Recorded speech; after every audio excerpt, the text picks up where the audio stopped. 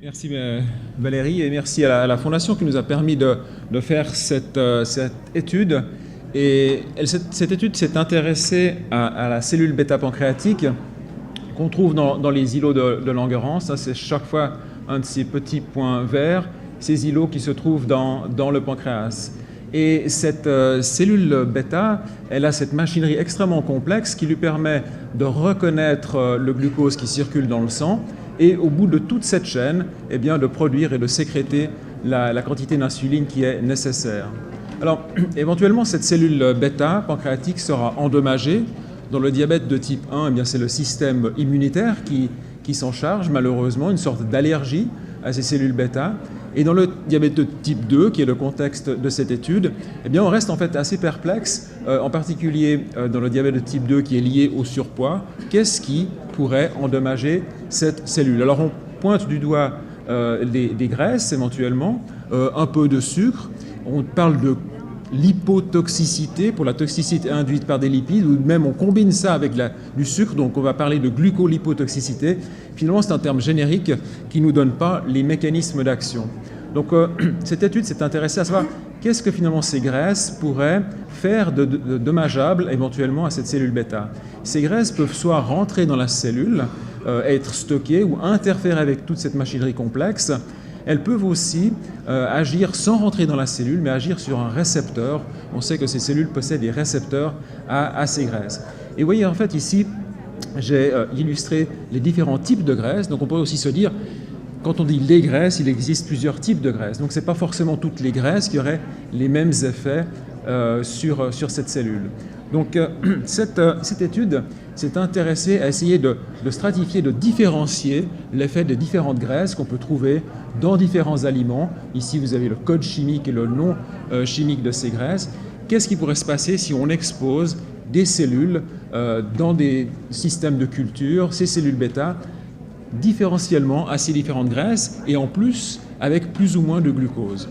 Donc vous imaginez déjà qu'on va générer beaucoup de données parce qu'il va falloir stratifier tous ces différents types de graisses avec différentes graisses et d'aller regarder dans toute cette machinerie ce qui pourrait se passer. Alors je ne vais pas vous inonder de données, mais on va l'illustrer avec juste 2 ou 3 données. Par exemple, si on expose cette cellule pendant quelques jours avec cette graisse-là, qu'est-ce qui va se passer au niveau de l'incorporation dans la cellule? Eh bien, on voit que finalement, si elles n'ont pas de graisse en exposition, elles accumulent peu de graisse, ces points verts, c'est la graisse qui se trouve dans les cellules.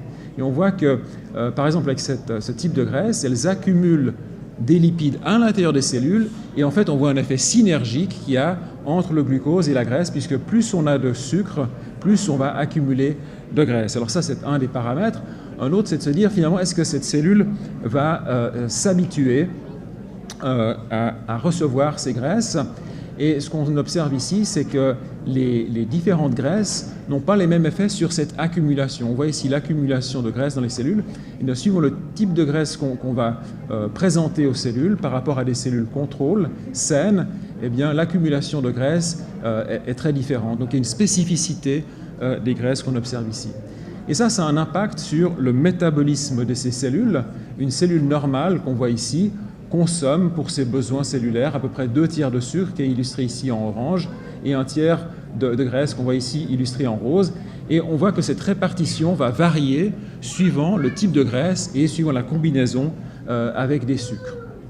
Au final, ce qui va nous intéresser, c'est ce qui stimule la sécrétion d'insuline et tout au bout de cette chaîne, un des événements majeurs et essentiels, c'est la modification du ion calcium qu'on mesure ici. Alors, ce qu'on observe ici, c'est que par rapport à des cellules saines qui répondent normalement à ce changement de glucose, eh bien, l'exposition à des graisses peut altérer cette réponse. Suivant le type de graisse, on n'a pas le même type de réponse et on voit que, par exemple, pour cette graisse-là, eh bien, aussi suivant la combinaison sucre et graisse, eh bien, on va aussi avoir un effet synergique. Donc, voilà, on a énormément de données et c'est ce qui nous amène en fait dans cette nouvelle ère de recherche que ce qu'on appelle maintenant le big data, c'est-à-dire des données en masse. Alors ça ne suffit pas à illustrer, à traiter ces données.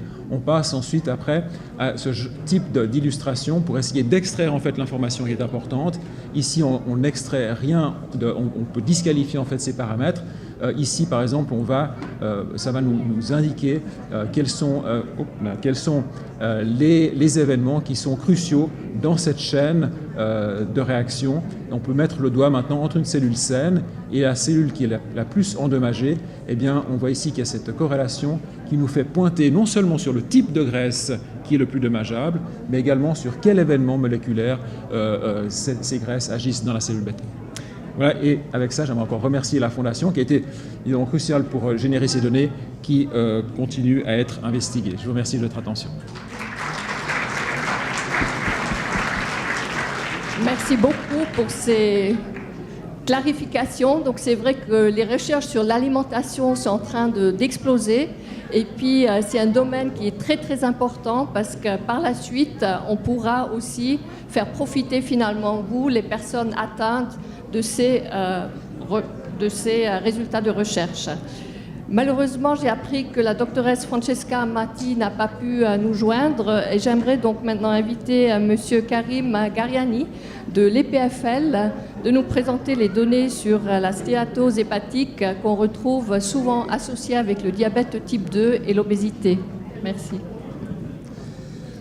Donc, bonjour à toutes et à tous.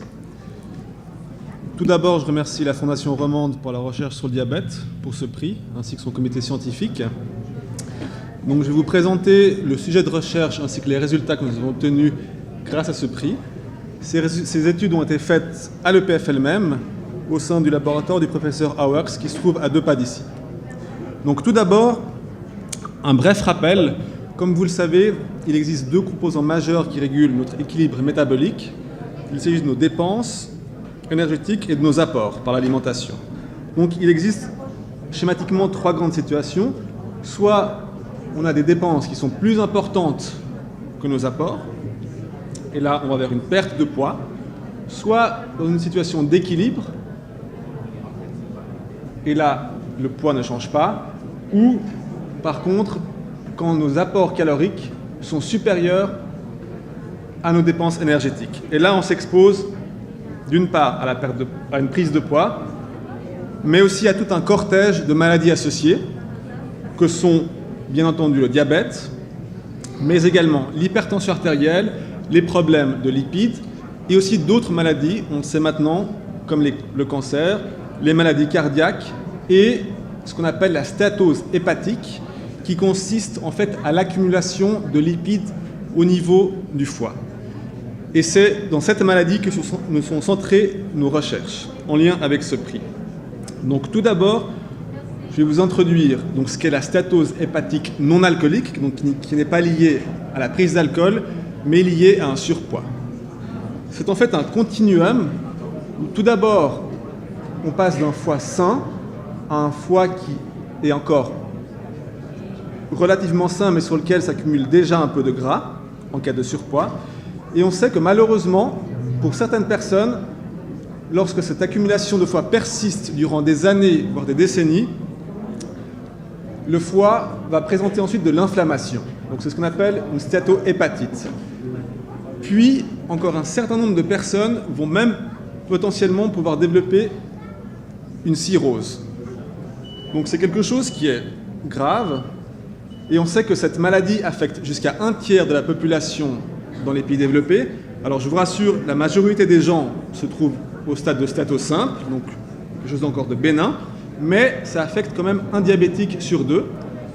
Il n'y a actuellement pas de traitement reconnu et approuvé pour cette maladie, et on sait que cette maladie va devenir, aux États-Unis en 2030, la première cause de greffe hépatique devant les problèmes alcooliques ou les problèmes d'hépatite virale liés aux hépatites B et C. Donc il y a un besoin urgent de développer des traitements contre cette maladie. Donc nous, dans nos recherches, on s'est intéressé à la mitochondrie pour essayer de contrecarrer le développement de cette maladie. Donc pour introduire ce que c'est la mitochondrie, d'abord il faut revenir à la cellule. Donc la cellule, on a des millions de cellules dans notre corps, dans chaque tissu, et au sein de la cellule, il y a une organisation qui est bien réglée, avec différents acteurs, par exemple le noyau ici, qui contient notre ADN, notre code génétique, et aussi les mitochondries. Et pour faire une analogie entre les mitochondries avec la cellule et une voiture, en fait, la mitochondrie est à la cellule ce que le moteur est à la voiture. Donc c'est l'endroit où est brûlée l'énergie, donc l'essence, pour produire une autre source d'énergie encore.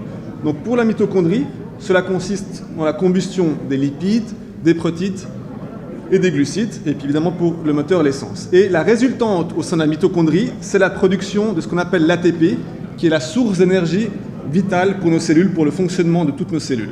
Donc nous, en fait, dans nos études, on a voulu essayer, entre guillemets, de booster les mitochondries, donc le moteur de nos cellules.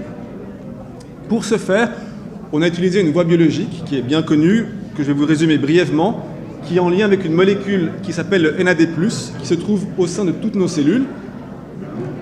Le NAD+, en fait, c'est une molécule qui peut varier en fonction de différentes situations. L'exercice ou la restriction en calories augmente le taux de NAD+, mais par contre, le vieillissement et la nutrition hypercalorique sont associés à une diminution de ce taux. Et il existe maintenant des approches thérapeutiques pour augmenter son taux aussi, soit en donnant des molécules qui vont se transformer en NAD+, comme le nicotinamide riboside, qui est en fait un dérivé naturel de la vitamine B3, ou en donnant des molécules qui empêchent la dégradation du NAD+. Et une des résultantes, parmi d'autres, de l'activation et de la montée du taux de NAD+, au sein de la cellule, est l'activation des mitochondries et la création de nouvelles mitochondries. Donc nous, en fait, on s'est intéressé à utiliser ces molécules pour contrecarrer éventuellement le développement de la stéatose hépatique non alcoolique. Alors évidemment, on fait d'abord de la recherche avec des souris. Il faut d'abord passer toujours par cette étape. Donc on a utilisé un modèle de souris bien validé pour cette maladie, en donnant en fait aux souris une alimentation hyper riche en sucre et en gras pendant 18 semaines. Donc en fait, l'étude était composée d'un grand nombre de souris qui étaient divisées en 4 groupes.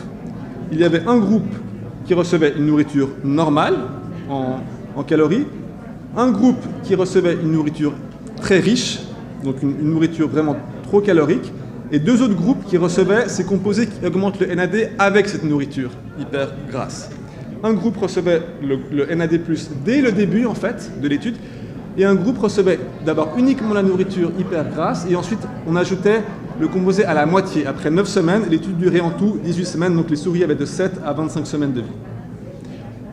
Pour présenter brièvement une partie des résultats que nous avons pu obtenir grâce à ce prix, donc ici il s'agit des photos de ces foies, de ces souris, de ces 4 groupes. Donc ici vous avez le foie d'une souris qui a reçu une alimentation normale, donc un foie qui est d'apparence bénigne, avec de petite taille. Par contre, ici, c'est le foie des souris qui reçoivent une alimentation hyper riche en calories. Donc c'est un foie qui est beaucoup trop gros et qui est très gras, comme on le voit, avec une apparence plus pâle, qui reflète bien aussi ce qu'on observe en fait chez l'humain. Et ensuite, il y avait les groupes des souris qui recevaient à la fois la nourriture hyper grasse et les composés NAD+. Et on voit qu'on arrive à bien partiellement ou quasiment complètement contrecarrer le développement de cette maladie grâce à ces composés, en boostant justement nos mitochondries. Ici, vous avez de l'histologie, donc c'est des tranches de foie qui ont été coupées, colorées et ensuite regardées au microscope. Là, dans cette coloration avec les 4 groupes également, donc les lipides sont en blanc, c'est des taches blanches, donc on voit que les souris qui reçoivent une nourriture normale ont très peu d'accumulation de lipides. Par contre, en blanc, on voit que les souris avec une alimentation hyper riche en calories ont une grosse accumulation, donc une stéatose vraiment. Et par contre, cette stéatose est nettement diminuée également avec les composés. Là, c'est une autre coloration qui est cette fois où les lipides apparaissent en rouge. Donc de nouveau, peu de lipides avec l'alimentation normale, une grosse accumulation avec la nourriture grasse et une nette diminution également avec l'ajout de ces composés. On a également fait d'autres colorations pour voir en détail les mitochondries, où en fait on colore certains composants de la mitochondrie. Donc on voit que les mitochondries sont bien présentes quand il y a une nourriture normale, qui sont nettement diminuées avec cette nourriture grasse et qu'on arrive à restaurer la quantité de mitochondries grâce à ces composés. Donc c'est 2 colorations différentes. Et pour donner aussi brièvement d'autres résultats, avec de nouveau ces 4 groupes, donc en blanc la nourriture normale, en noir la nourriture grasse et ensuite en gris les 2 groupes avec le composé ajouté à la nourriture grasse, on voit qu'on peut restaurer le taux de NAD+, au sein du foie, qui est nettement diminué avec l'alimentation grasse, mais qui est partiellement restauré avec les composés, et ensuite les enzymes du foie qu'on prend dans le sang, qui reflètent la destruction en fait du foie, ces enzymes sont nettement augmentées avec la nourriture grasse et bien diminuées, donc une grosse protection de ces composés. Et enfin également, bien entendu, l'ATP, donc qui reflète le fonctionnement de ces mitochondries. On voit aussi qu'on arrive de nouveau à restaurer et à améliorer le fonctionnement de ces mitochondries qui est lésé avec une nourriture grasse. Donc bien entendu, c'est des résultats encourageants, mais néanmoins il faut rester prudent car c'est des résultats qui ont été faits uniquement chez la souris. Il faudra penser peut-être un jour à le faire chez l'humain, tester la sécurité de ce composé. Nous ne savons pas de gros effets secondaires en tout cas chez la souris, mais ce sera des choses qui seront faites dans les prochaines années. Et peut-être qu'un jour, ça serait une approche thérapeutique pour cette maladie, mais aussi de manière plus générale pour l'obésité et le diabète. Donc pour finir, je remercie la Fondation, ainsi que le groupe du laboratoire du professeur Auwerx où ont été faites ces recherches.